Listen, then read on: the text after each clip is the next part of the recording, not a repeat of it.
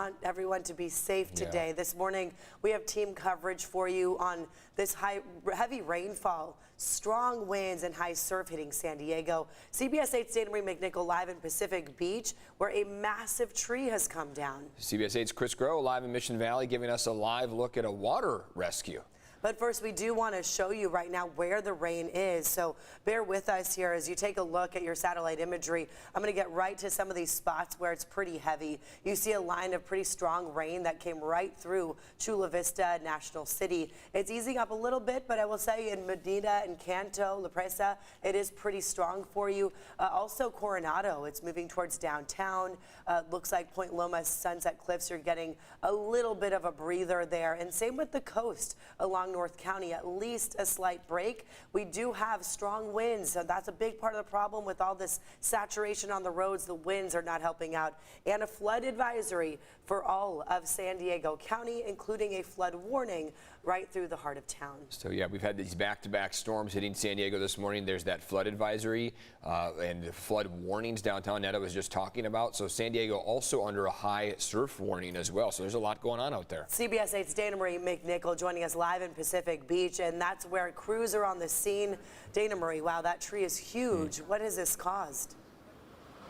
Well, Eric and Etta, let me tell you, the wind, the rain has caused this massive 70-foot, 80-foot tree to come down on 3 different cars. Now, it does appear to be the backside of a townhome or an apartment complex, completely uprooted. Now, we're on Ingram and Fortuna Street here in Pacific Beach.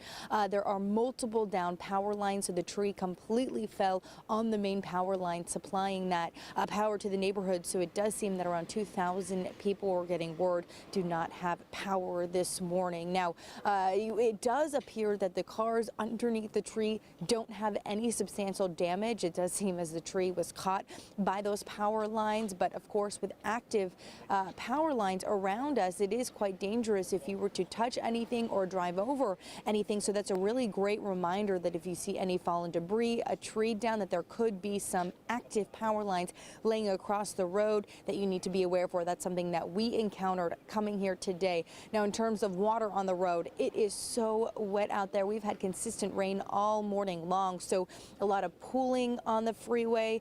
So as hours are still dark, the sun hasn't risen yet. Definitely take extra time to get to where you're needing this morning. If you don't have to be on the roads, please don't do it.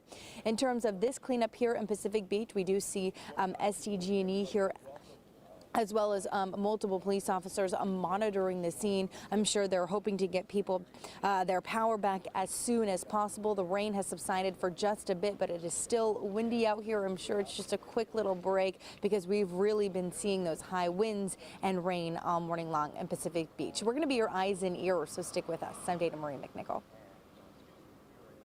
All right, Dana Marie, thank you for that. You saw that tree down in her live shot. Here's another one. As we take a look at what part of town is this, if our producer could tell us.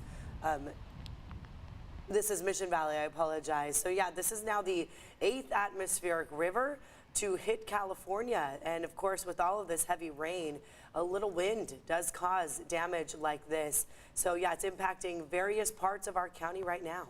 Also been very treacherous out on the roads. You are not advised to get out there and drive. CBS 8's Chris Groh live in Mission Valley with an example of how dangerous the flooding can be out there when it comes to the roadways. And I want to give an example of how quickly the water can rise, Eric and Netta. In fact, you can see right here at this cross sign right here, the street signal, you can see the button right there, right? Let's say it's about 4 to 5 feet up in the air. Now I want to go across Hazard Center Drive to the other side of Mission Center, and you can see that same button on the opposite pole. That's where the water level is. So again, that gives you an idea of how quickly the water can rise. In fact, we were right here at the edge of the crosswalk, and now that crosswalk is completely covered in water, which means that water has now risen, or at least kind of expanded here, at least about 7 to 8 feet. So about the size of a sheet of plywood, if you will, since we last checked in with you about 30 minutes ago. But that's just to give you an idea, again, of how dangerous these floodwaters can be, especially when you consider the fact that 2 cars tried to drive through these floodwaters. Both of them got stuck. Thankfully, the drivers are okay. They were able to get out. It wasn't that deep for them at the time, so they were able to walk out of their vehicles. But now San Diego Police Department, they've got officers in this area trying to get people to turn around, to turn away.